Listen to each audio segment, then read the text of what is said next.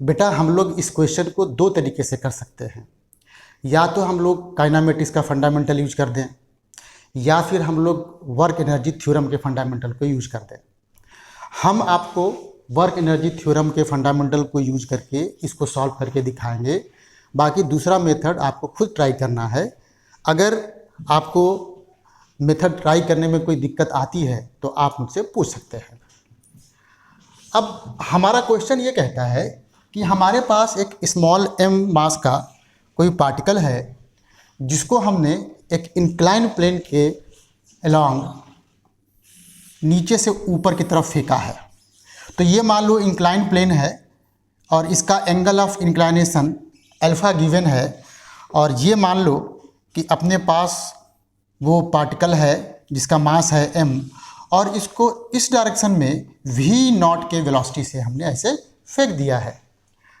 हमसे कहा जा रहा है कि आप ये बताओ कि जब ये बॉडी ऊपर जाएगी तो एक पर्टिकुलर मोमेंट पे रुकेगी, है ना। यहाँ पर इसकी वेलोसिटी मान लीजिए कि ऐसे 0 हो गया, तो यहाँ से यहाँ तक जाने में कितना डिस्टेंस वो कवर करेगा, है ना।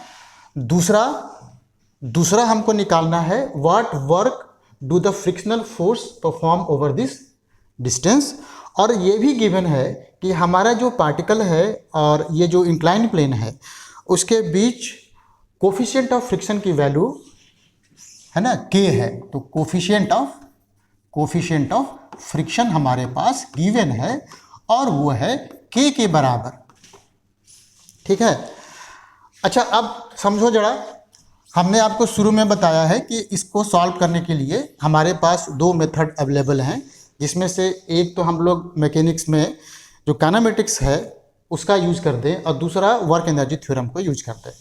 तो हम यहाँ पे वर्क एनर्जी थ्योरम को यूज करके सॉल्व करने वाले हैं, है ना। देखिए, जब हमारा बॉडी यहाँ से यहाँ तक मूव कर रहा होगा तो उस पर कितने तरह के फोर्स लग रहे होंगे, समझना जरा। यहाँ पर देखो, ये हमने एट रैंडम किसी मोमेंट पर अपने बॉडी के पोजीशन को दिखा दिया, तो बेटा ऑब्वियसली इस पर एक फोर्स तो mg लगेगा, है ना। दूसरा जो है नॉर्मल इधर की तरफ लगेगा, और तीसरा चूँकि बॉडी हमारा इस डायरेक्शन में जा रहा है तो उसके रिलेटिव मोशन को अपोज करने के लिए जो सरफेस है वो इस डायरेक्शन में फ्रिक्शनल फोर्स अप्लाई करेगा। अब आप समझिए जरा, अगर हम इसमें इस mg का कंपोनेंट निकाल दें ऐसे, तो अगर हम कंपोनेंट निकालेंगे तो ऑब्वियसली यहाँ देखना, अगर ये एंगल अल्फ़ा है तो ये एंगल भी अल्फ़ा हो जाता है। आप जानते हैं अच्छी तरीके से, हमने कई बार आपको एक्सप्लेन किया है कि आप इसको यहाँ तक बढ़ाओगे ये 90 हो जाएगा, ये अल्फ़ा है, ये 90 माइनस अल्फ़ा, चूँकि टोटल ये 90 होना है तो ये अल्फ़ा हो गया। तो इस हिसाब से इधर mg cos अल्फ़ा हो जाएगा आपका, और इस mg का इधर जो कंपोनेंट हो जाएगा वो mg sin अल्फ़ा हो जाएगा। सीधी सी बात है, ये इसको कैंसिल कर देगा क्योंकि हमारे प्लेन के परपेंडिकुलर डायरेक्शन में किसी तरह का कोई मोशन नहीं हो रहा है। ये तभी पॉसिबल है जब mg cos अल्फ़ा m को बैलेंस कर दे, है ना। तो अब हम ऐसे कह सकते हैं कि ये ग्रेविटी का ये कंपोनेंट अपने बॉडी पे वर्क परफॉर्म करेगा, और ये जो फ्रिक्शन है ये इस पे वर्क परफॉर्म करेगा। तो हम अगर यूज करें work done by gravity plus work done by friction equals to change in kinetic energy, है ना। ऐसे मैंने कर दिया क्योंकि ये भी हमने देखा कि अपने बॉडी पर बेसिकली देखा जाए तो तीन तरह के फोर्स लग रहे हैं ना। एक तो फ्रिक्शन लग रहा है, एक mg लग रहा है, एक n लग रहा है, लेकिन n हमेशा इसके मोशन के परपेंडिकुलर डायरेक्शन में है, तो वर्क डन बाय n मतलब कि नॉर्मल 0 ही होगा वैसे भी। तो यहाँ से मैं वर्क डन बाय ग्रेविटी लिखूँ, ये हो जाएगा हमारा mg sin alpha into L के बराबर। चूँकि डिस्टेंस इधर की तरफ है, मतलब डिस्प्लेसमेंट इधर की तरफ है, फोर्स इधर लग रहा है, तो ये माइनस हो गया आपका। वर्क डन बाय फ्रिक्शन निकालने के लिए आप क्या करेंगे, आप फ्रिक्शन की वैल्यू इंटू डिस्टेंस करेंगे। अच्छा, फाइनल काइनेटिक एनर्जी 0 हो जाना है क्योंकि बॉडी जो है रुक जाना है ना, और ये हाफ mv0 स्क्वायर। अब समझिए थोड़ा सा, आपको f निकालने की ज़रूरत पड़ेगी, तो f हो जाएगा आपका n इंटू के बराबर, और n अभी आपने देखा n जो है आपका mg cos अल्फ़ा के बराबर है, तो ये k आ गया, हमने यहाँ पे रख दिया। अच्छा ये भी जरा नोट करना कि जब minus mg sine alpha l, हाँ जब ये जो वैल्यू होगी वो भी नेगेटिव होगा, क्योंकि फ्रिक्शन हमारा इधर पॉइंटेड है, डिस्प्लेसमेंट इधर की तरफ है, और d के जगह पर हम वापस से l ले लेंगे, तो माइनस mg है ना cos अल्फ़ा के इंटू एल हो गया, ये माइनस हाफ एम भी नॉट स्क्वायर है। देखिए m हर तरीके से है ना, हर जगह से मतलब कैंसिल हो गया ये ऐसे, और यहाँ से मैंने l कॉमन लिया और माइनस भी कैंसिल हो जाएगा आपका, ये हो जाएगा g sine alpha plus k g cos alpha, and that is equals to simply v naught square by 2। आप यहाँ से g sine alpha plus k g cos alpha को ट्रांसपोज कर दो, तो आपका जो लेंथ है मतलब l जो है उसकी वैल्यू ऐसे निकल जाएगी 2, ये हो जाएगा g है ना sign alpha plus k g cos alpha. तो पहला पार्ट तो हमारा निकल गया।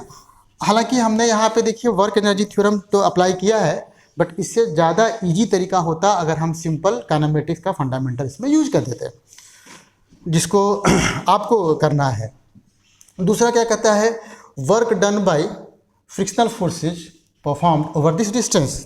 ठीक है, तो यहाँ पे देखने जरा, work done by frictional forces का मतलब क्या हो गया कि मैं वापस से इसमें चलता हूँ, वापस से जब मैं चलूँगा तो मेरा आ जाएगा work done by gravity plus work done by frictional force equals to K final minus K initial. K final आपका 0 हो गया था, माइनस हाफ एम भी नॉट स्क्वायर। और इसके बारे में आपका ये था कि चूँकि ये था आपका G sine alpha M G sine alpha into L के बराबर, और ये माइनस में था क्योंकि ग्रेविटी नीचे की तरफ एक्ट कर रहा था, बॉडी हमारा ऊपर जा रहा था, हम पहले भी डिस्कस कर चुके हैं।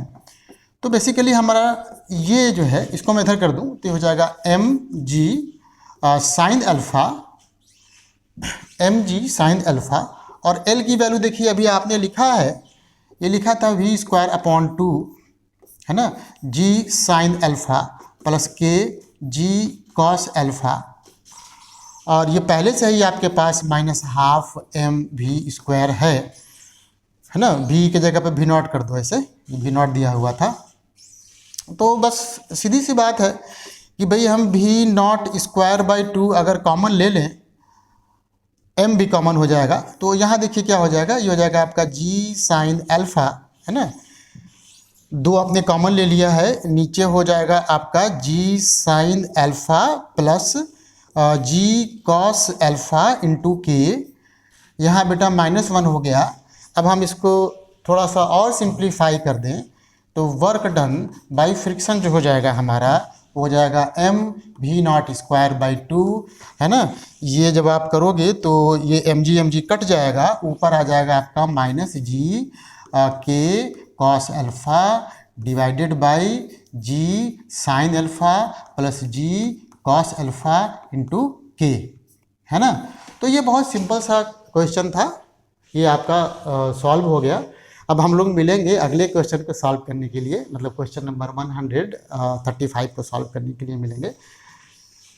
ठीक है, बाय।